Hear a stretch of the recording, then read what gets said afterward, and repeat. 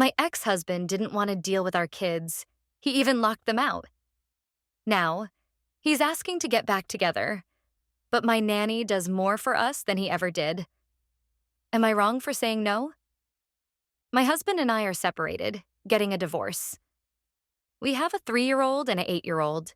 He owns his own business and told me he'd get home at 5:30, 6 every night. I get home at 6:30, so I never thought anything about him always getting home before me. I had our 3-year-old in extended care at daycare, an 8-year-old in her school's after-school program, because I believed he was working. Halfway through the school year last year, I hired a nanny instead of the extended care programs after our oldest had problems with her program. I got a call from the nanny about 2 weeks in saying my STBX husband locked them out and was telling her to take them to the park, but the kids were hungry and she didn't have car seats. His house is walking distance from school and daycare, so she didn't need car seats. I called him and he said he got home early and wanted some space from the kids and didn't want a random 18-year-old in the house. I had to leave work early to let the kids in. While I was talking to the nanny, she told me he was always home when she got home with the kids and that he was always difficult, demanding that she and the kids stay in one of the kids' rooms, ignoring the kids if they tried to talk to him, getting mad at her for leaving the room for a snack. That was the straw that broke the camel's back for me. I filed for divorce by the end of the next week, and the kids and I moved out by the end of the next month. I ended up letting go of that nanny, and now we have Amina, 24. Amina is a Middle Eastern refugee with 3 kids of her own, 2, 4, and 7. Hiring Amina is one of the best decisions I've ever made. I get to come home every day to a clean house, homework done, and some of the best Arabic food I've ever had.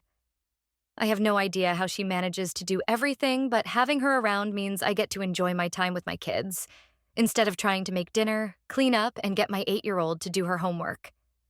She does the grocery shopping, keeps track of school events, and even handles things like clothes shopping for the kids and school supply shopping.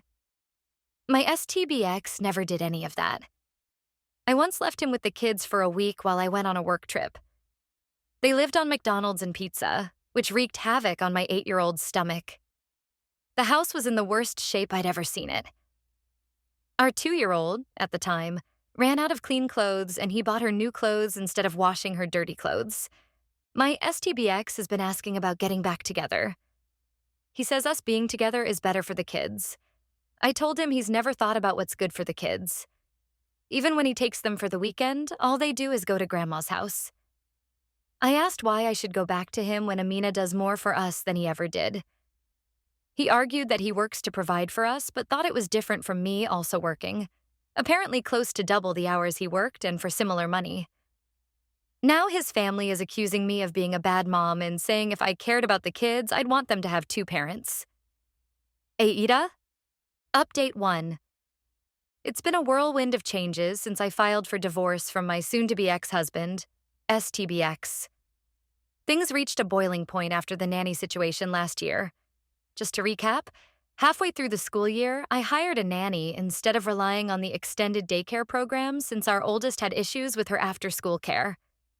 The nanny worked well for about 2 weeks, but that was when I found out my husband had been locking her and the kids out of the house. He claimed he needed space from them after getting home early from work. This was the same man who swore up and down that he was working late to support our family. So I would have our 3-year-old in extended daycare and our 8-year-old in her after-school program, assuming he was truly working.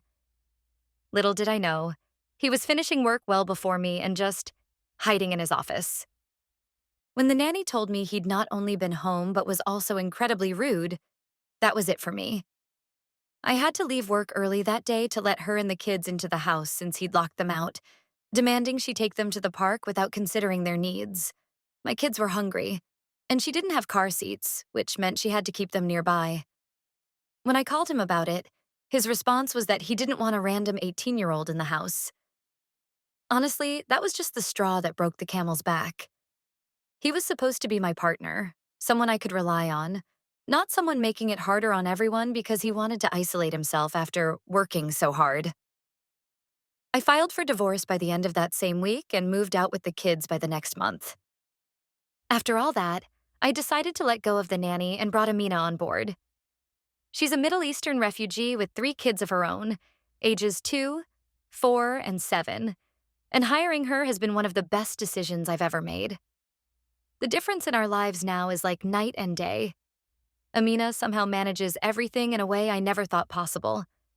I come home each day to a clean house, dinner ready, homework done, and my kids are happy, well fed, and cared for. It's not just the practical things either. There's a warmth and consistency she brings that my kids desperately needed after all the instability their father and I caused during the separation. I don't know how she does it all, but Amina has been a miracle worker for our little family. Thanks to her, I get to actually spend time with my kids after work instead of running around cooking, cleaning, and wrestling my 8-year-old into doing homework. I can finally just be their mom. She's taken on more responsibilities than I ever imagined, things that go far beyond typical nanny duties. She does the grocery shopping, keeps track of all the kids' school events, and even takes care of buying school supplies and new clothes as the kids grow. She's always ready to make the meals they love, which has been an unexpected bonus. They're constantly talking about how much they love her food, which, frankly, is some of the best Arabic cuisine I've ever had. On top of all this, she's taught my kids some of her cultural traditions and phrases in Arabic, and they're absolutely fascinated. It's like she's brought a little piece of her world into ours, and my kids are soaking it all up, becoming more curious and open-minded in ways I hadn't anticipated. Reflecting on it now, I realize how much of the household work and parenting I shouldered alone when my STBX and I were together. He'd never step up in the ways Amina does daily. I remember this one week when I had to go on a work trip.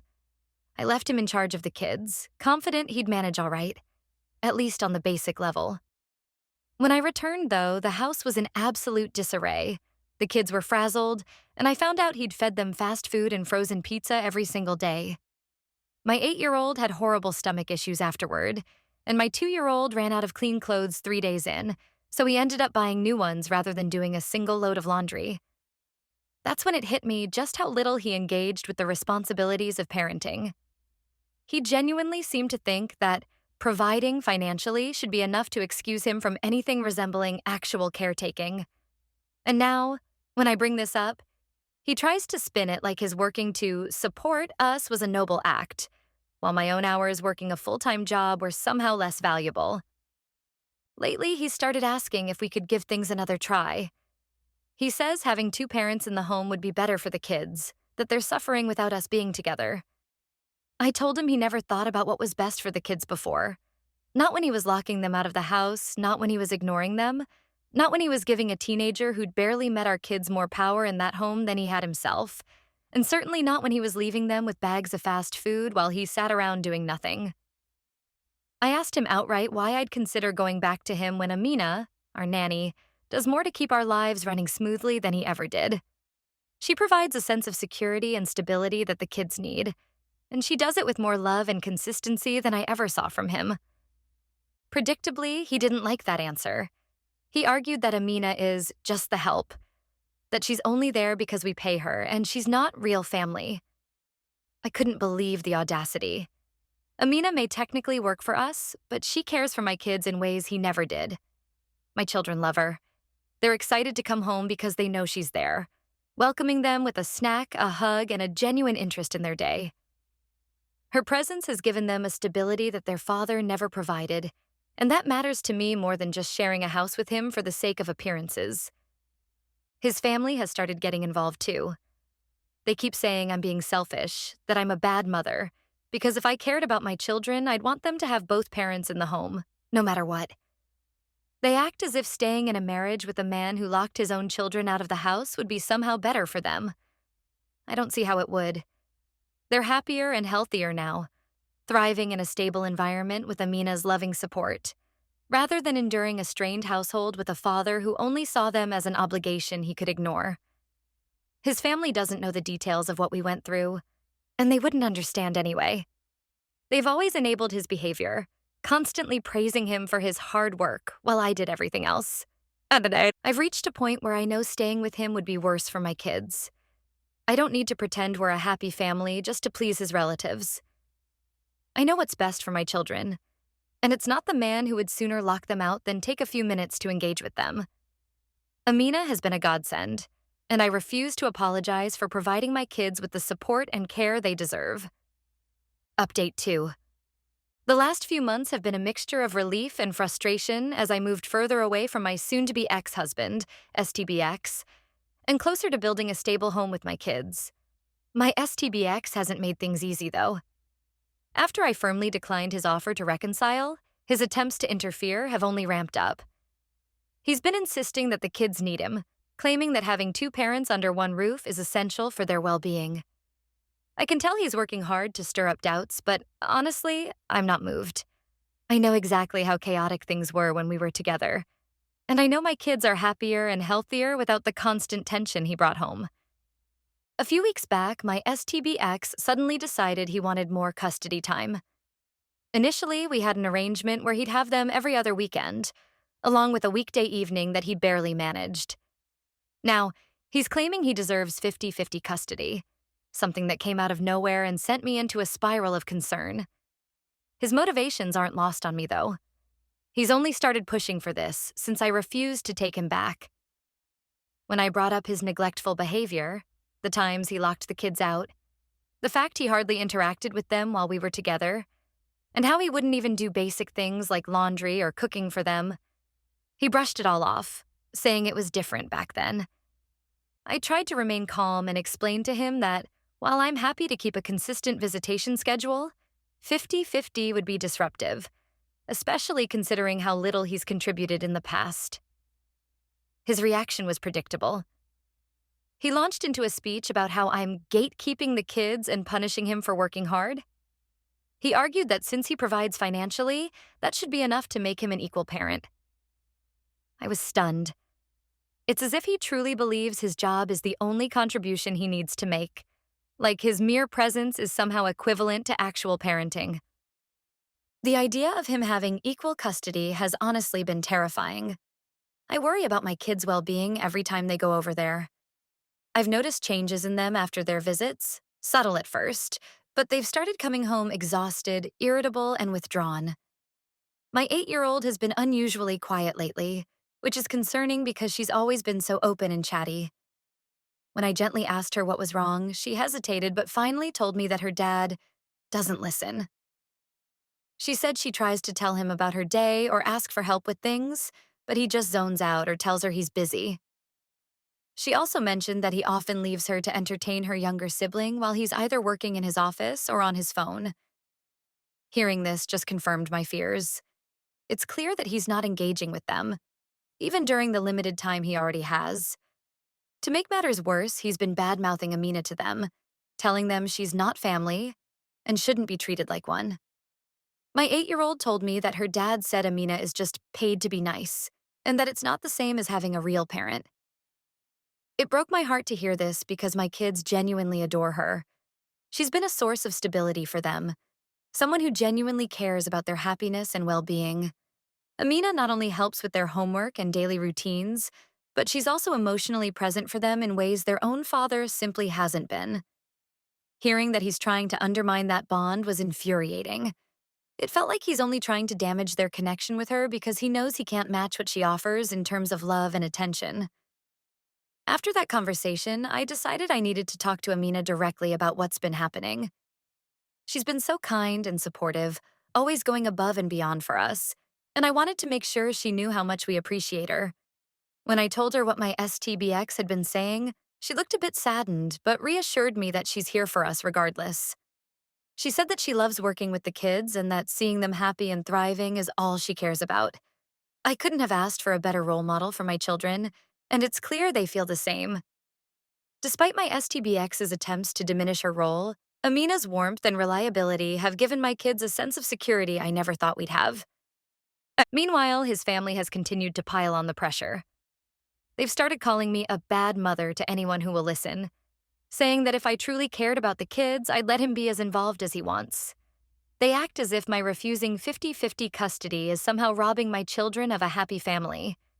They have no idea what he's really like as a father, or maybe they do, but they just don't want to see it. It's always been easier for them to turn a blind eye to his faults. I'm done letting their opinions affect me, though. My only priority is my children, not catering to his family's unrealistic expectations. The last straw came when I found out my STBX had been pressuring our 8-year-old to ask me if Daddy can live with us again. She asked me this one evening, looking so confused and anxious, and it broke my heart. I could tell she didn't fully understand the implications of what she was saying, and it hurt to see her caught in the middle of his manipulations. I sat her down and gently explained that Mommy and Daddy wouldn't be living together anymore, but that we both love her and her brother very much. She seemed to understand, and I assured her that it's okay to miss him, but she doesn't have to worry about our living situation changing. After that conversation, I made up my mind to seek legal advice. His recent behavior has shown me that he's not considering what's best for the kids, only what suits his ego. He's using them as pawns, and I won't allow it. I reached out to a family lawyer to discuss our custody arrangement and see if I can secure full custody. The lawyer agreed that his actions raise concerns and suggested we document everything, every incident of neglect, every attempt to manipulate the kids, and every time he's been disrespectful toward Amina and our parenting arrangement. In the meantime, I've been focusing on creating a stable and loving environment for my kids. Amina has been an incredible support throughout all of this. Recently, she started teaching my kids simple Arabic words and phrases, and they've taken to it with such enthusiasm. It's brought a new energy into our home, one that's filled with curiosity and joy instead of tension and confusion. My 8-year-old has even started a little journal where she writes down her favorite Arabic words, and I can see the positive impact Amina's presence has on her. The more I see how much better my kids are doing, the more I realize that letting go of my marriage was the best decision for all of us. My STBX might claim that having two parents under one roof is better for the kids, but actions speak louder than words. His involvement, or lack thereof, says it all. He was more than willing to step back from active parenting when we were together, and his recent attempts at custody feel more like a power play than a genuine desire to connect with our kids. I'm preparing for the legal battle ahead, but I feel confident that I'm doing what's right for my children. They deserve a stable, supportive environment, not one where they're used to fulfill someone else's idea of family. It's taken me a while, but I've finally learned to prioritize what truly matters. My kids are happy, healthy, and thriving, and I'll do whatever it takes to keep them safe and secure.